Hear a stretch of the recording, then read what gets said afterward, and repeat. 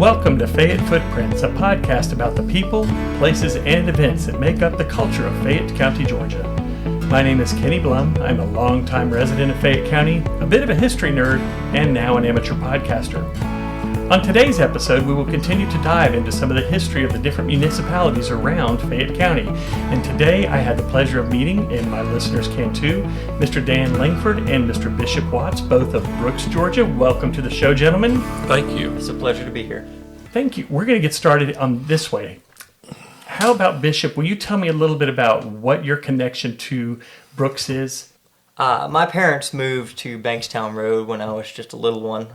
So technically I'm not a Brooks native by about 18 months or so, but I'm as close as you can get, I suppose. I have a deep appreciation for history, so I've always enjoyed reading about the past, learning information that is, inches away from being lost. And so that simply led me to delving into the history of the place I grew up. And there is quite a lot of history of Brooks that it's very exciting that we will be talking about. Awesome. Dan, how are you connected? You got some deep roots here. Deep family roots here. My four great-grandparents, Hillary and Nancy Brooks, came here in the 1850s. Mm-hmm. They were in their late 50s following three grown daughters who settled here. And they established a plantation. We live on a remnant of that. The family's just stayed ever since. And you're seventh generation, mm-hmm. And you also go up the generation by your mother's side too. Yeah, my mother's family was from up closer to Fayetteville. You may have seen a little cemetery right beside Highway 54, across from, I still call it the Wyndham, but the Conference Center in Peachtree City. There's a little cemetery there. Oh yeah. Those are my three great grandparents. My mother's ancestor who came here from Elbert County. The golf cart bridge right there at the lake. Yeah. Yep, I know what you're talking about. So they were from. You might say they were the first residents of Peachtree City, but they lived sort of west of Fayetteville. Okay. So my mother's family goes way back to her mother's maiden name was Stinchcomb, and there are white and black Stinchcombs all over Fayette County. Yeah.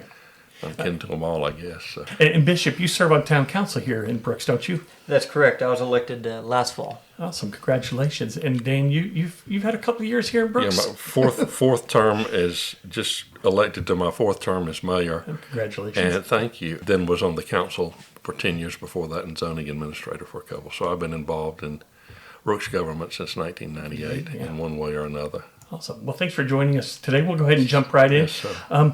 Prior to Fayette County being established by the state legislature, this area was actually a major thoroughfare for the Creek Indians. Can you tell us a little bit about that major highway for the Creeks? Well, it's still preserved in the name McIntosh Road, which is just right down here. I live on McIntosh Road. And that was part of the McIntosh Trail, which ran from Whitesburg, where McIntosh's home was, at the what's presently the Carroll-Cayeta County line, ran from there to what's now known as Indian Springs in Butts County today, just south of Monticello. But McIntosh Road apparently follows the original path, as do some of the other roads around here.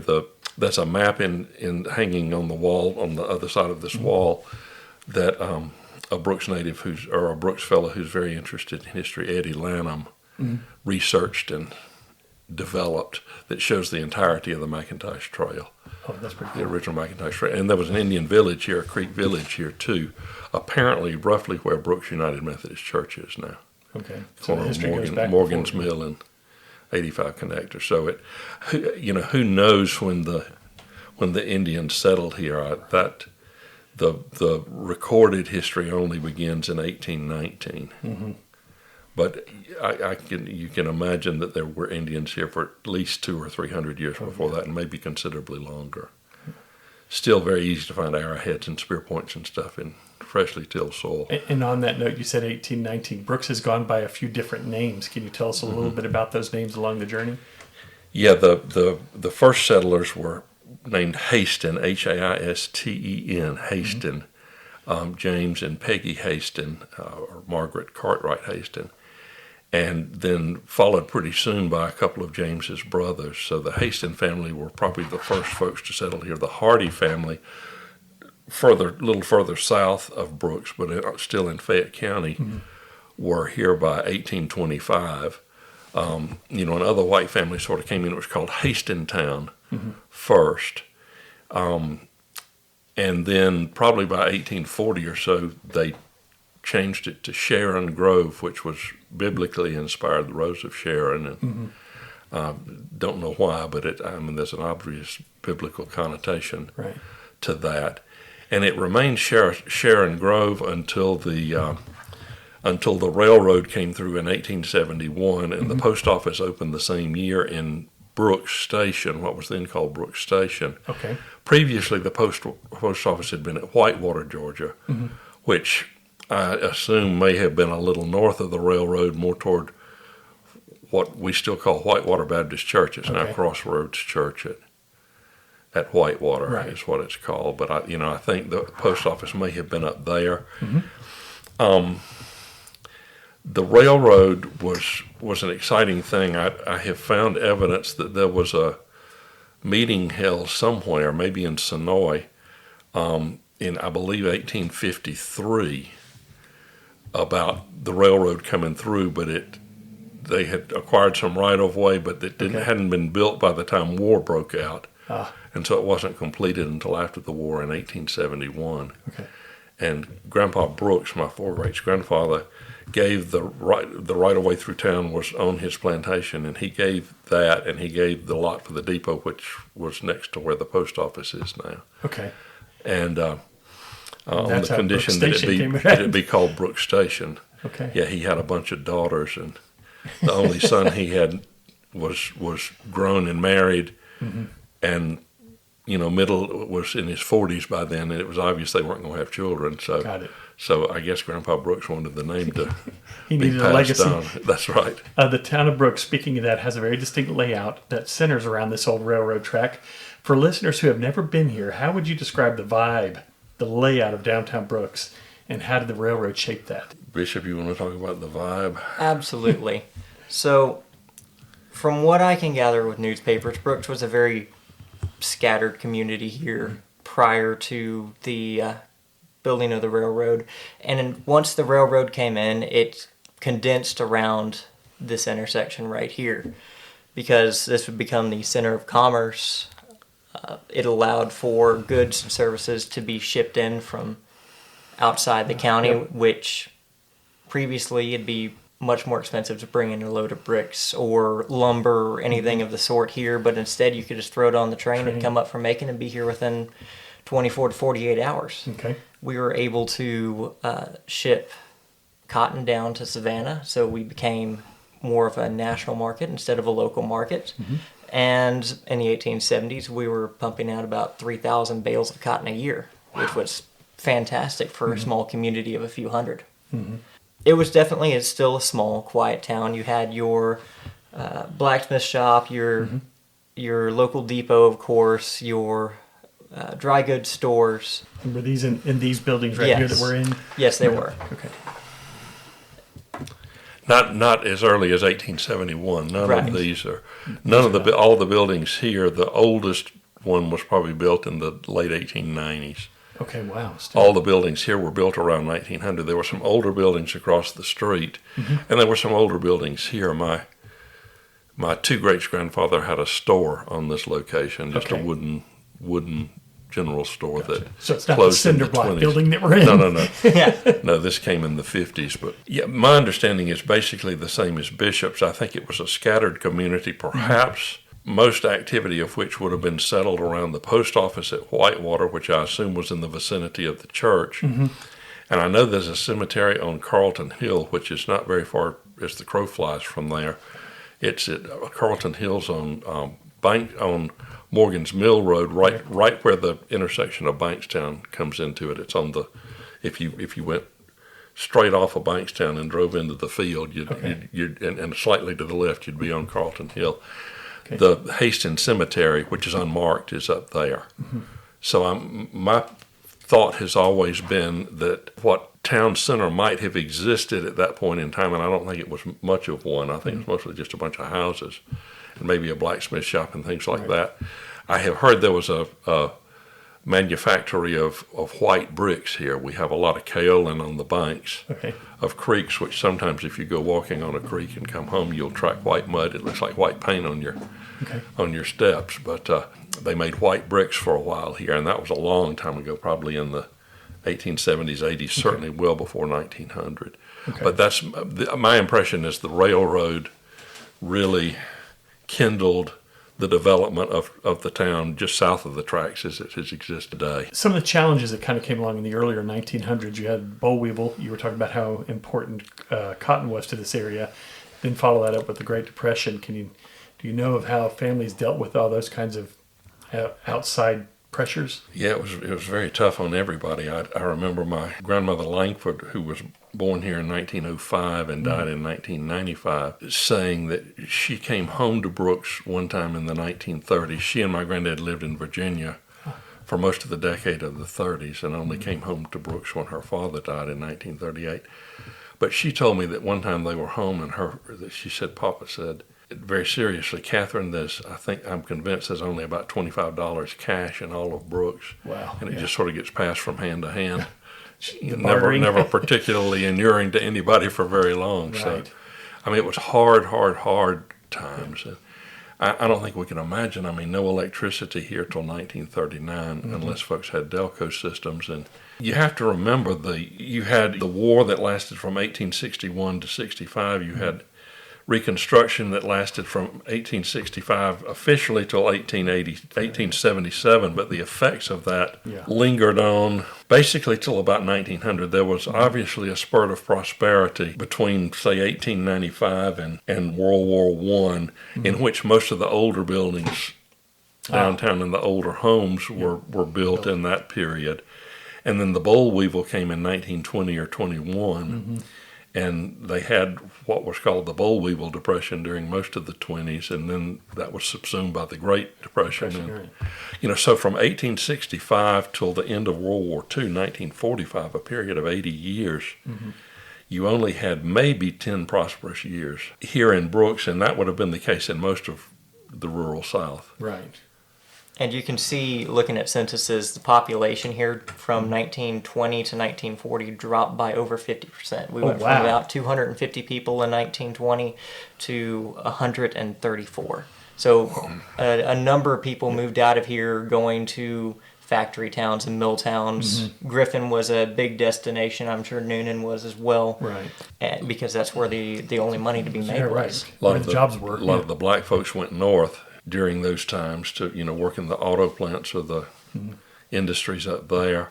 And maybe some of the white folks did too, but most of the white folks either, as Bishop said, either went to the mills or took to the forks of the creeks making moonshine. Oh, there you go. Yeah. So a whole other industry. Which was pretty prominent around here too.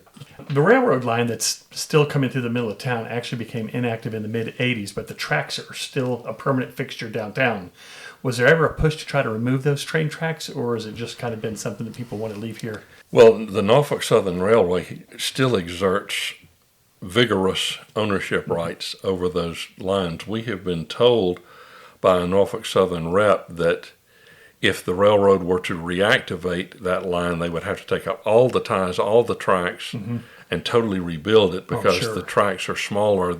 They're too small for today's big locomotives, right? Big locomotives. So, one of them told us he thought we could get permission to take up the tracks in town if we wanted to, but no further word has come. Right. Still costs money. That was a couple of years ago. We maintain it so weeds don't grow up on it. Okay. Right in the center of town. But it's a fixture as much as anything. It is. I mean, you'll see parents taking their kids on walks down the tracks. When I did my National Historic District nomination, the State Historic Preservation Office was very excited that we have a intact cross-rail community, which apparently is a rare thing, but it adds to the historic significance that we still have that track there. On that note, Bishop, you've spearheaded a few different historical initiatives around here. Some was trying to get some federal funding for, what was the purpose of that?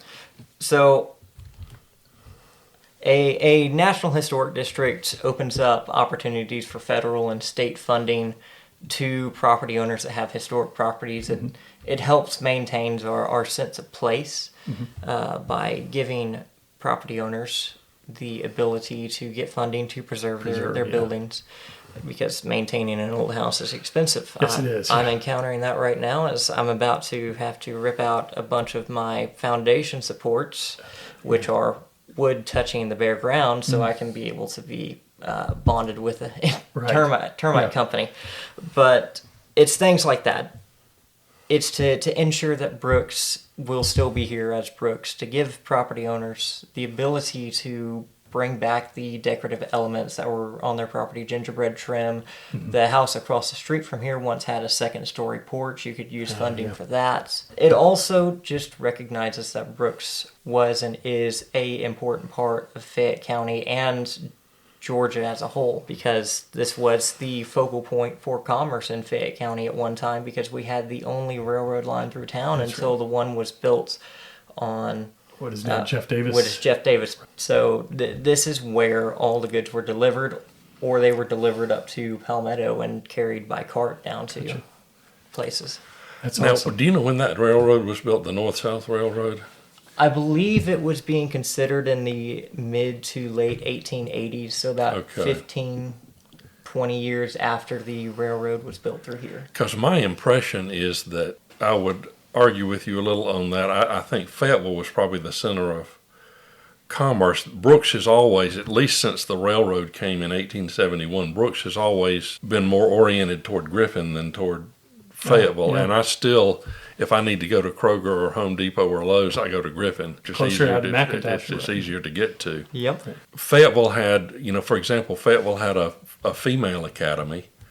Scarlett O'Hara very famously went to the Fayetteville Female Academy, and it was really called the Fayetteville Female Seminary, but that was antebellum. So it was, that community was big enough to have a women's academy. Right. So there was though Fayetteville was probably still sort of a frontier town until about World War II. Okay. And it started to grow. Even in the population of all of Fayette County, the population of Fayette County plummeted, and I don't remember the exact numbers, but I think it was 11,000 about 1920, and it plummeted to 7,500 or 8,000, Gotcha. something somewhere in that range. Right, and that follows along with what you were talking about here in Brooks, right? Just people trying to find jobs. Just people trying to find jobs and survive in an impossible economy. Right. Bishop, you last year brought up a program to try to create a Brooks municipal flag in your contest. It was focusing on, obviously, the history.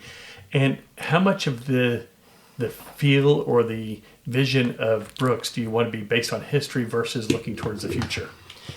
I find it important to consider our past when going forward. If you forget where we came from, you don't have an anchored vision for the future. I believe that Brooks should focus on its historic aspects, try and remain in its appearance as a small rural town.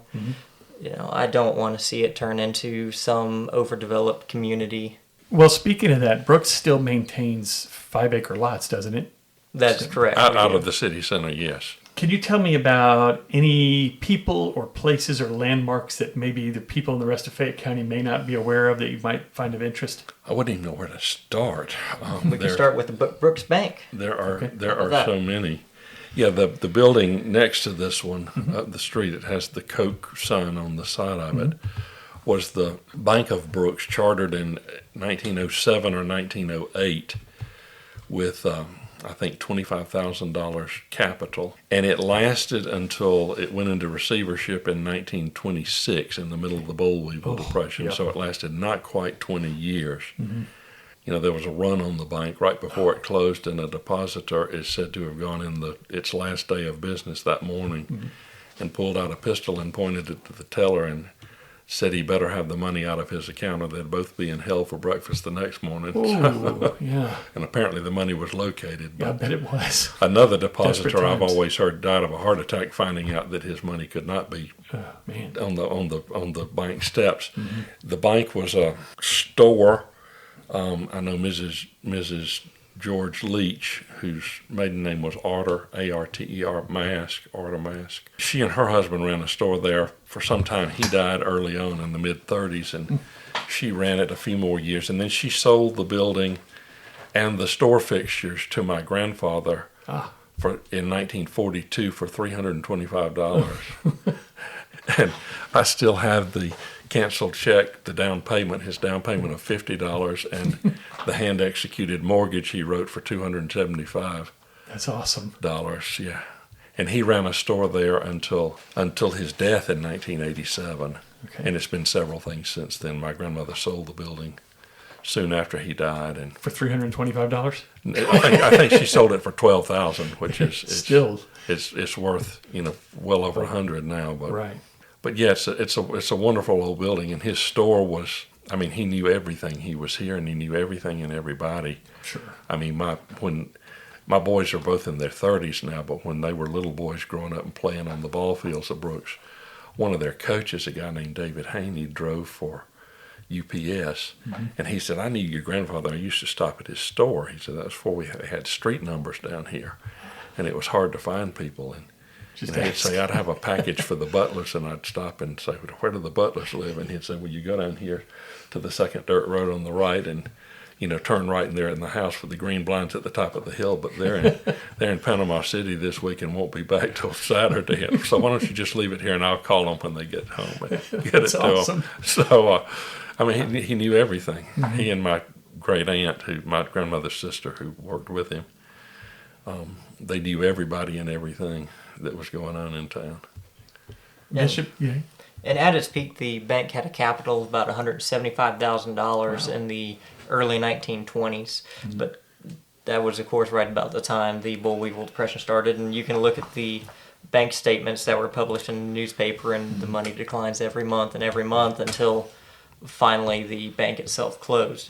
Now, an interesting fact about the bank is the origin place of our local Brooks Library, as on September 12th of 1924, the Brooks Women's Club held a luncheon meeting there to discuss the creation of a library in Brooks. And during the meeting, Mr. Lee Boykin donated a large number of books to help with the creation of it, as well as cashier Isaac Scott of the bank offering to store the entire library there. Oh, wow. Obviously, the bank closed a couple of years later, and I'm sure the library ended up being housed in local women's club members' homes until the library was recreated as an independent building. 1987, I think. Yes, sir. 87? Okay. All right, finally, I mean, you guys are on the town council, so these things come up to you all the time. What is your vision for Brooks going through the next 10, 20, 30 years? I mean, my vision is certainly not to stop growth, because you can't stop growth. You die if you stop growth. But to limit the growth to 5 acre or larger, and we may be considering larger tract zoning than 5 acre, because we had a meeting last night reviewing all of our ordinances, and we started with the zoning one. So my vision for Brooks is to try to retain our rural character and ambiance and Kind of an agricultural look. friendliness, just small town feel for as long as I have anything to do with it. I've always said that Brooks is unusual in that our greatest strength is also our greatest weakness, and that is that we're convenient to nothing and close to only the ground. So we're off the beaten path. Off the beaten path, right? And I do think that's our greatest strength, but it's a weakness at the same time. Didn't you write something at one point about it being 40 miles from Atlanta, but 40 years behind? Yeah, or something like that. Yeah.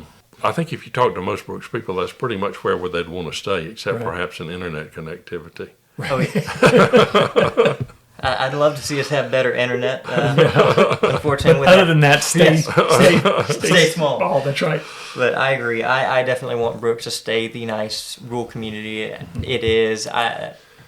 Obviously, with the historic district push, I want people to have the money to be able to preserve the old buildings, because once they're gone, they're gone. And we're seeing that in Fayetteville right now.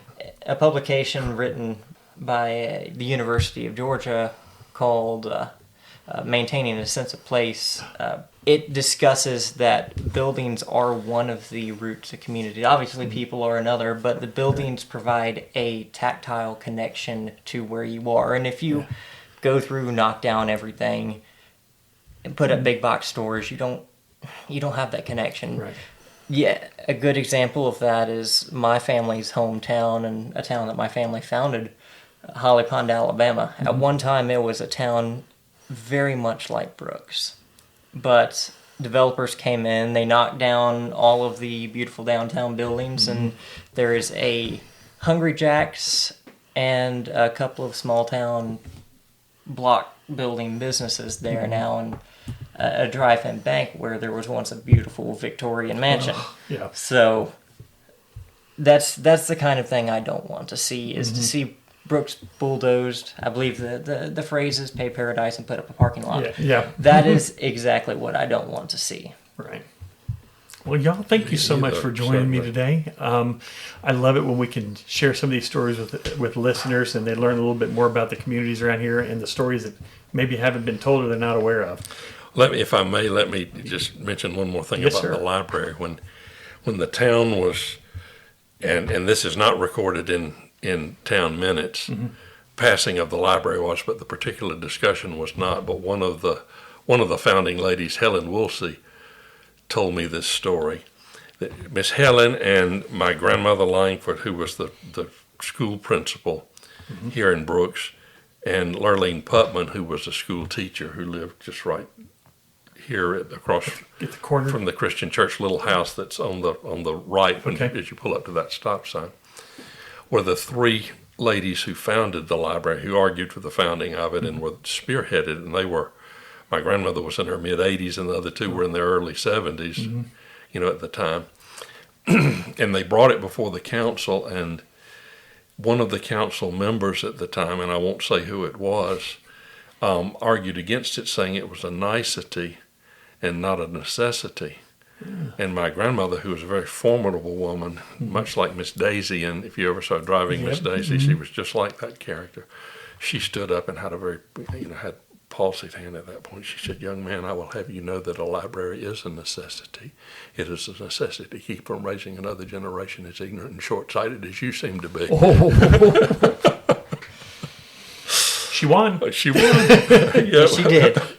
I'm a librarian. That hurts my soul. The first part of that. It's just a wonderful place. It's my grandfather Langford was from the hills of North Georgia.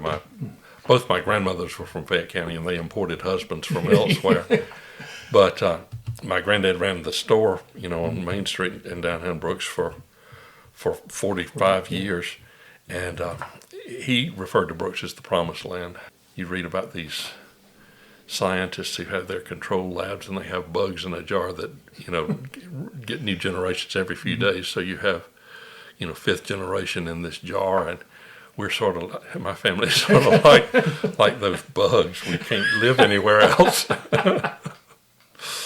Dan says it all. This is a fantastic place to live, and obviously I'm the first generation of my family to grow up here, but I hope that I will have subsequent generations that do as well, because Brooks is magical. It is perfect. I've been many places all over the world, but I seem to come back here. There you go. Well, thank you so much for joining us on the history of Brooks. We hope that you got some stories and learned a little bit more about this quiet town that, like I said, is 40 miles away from Atlanta, but 40 years in the past, and that's the way they want to try to keep it. If you have any other input about Brooks, please don't hesitate to reach out to me at FayetteFootprints@gmail.com and share with your friends that Fayette Footprints can be found on all your major podcatchers. And we hope to have you listening again next month.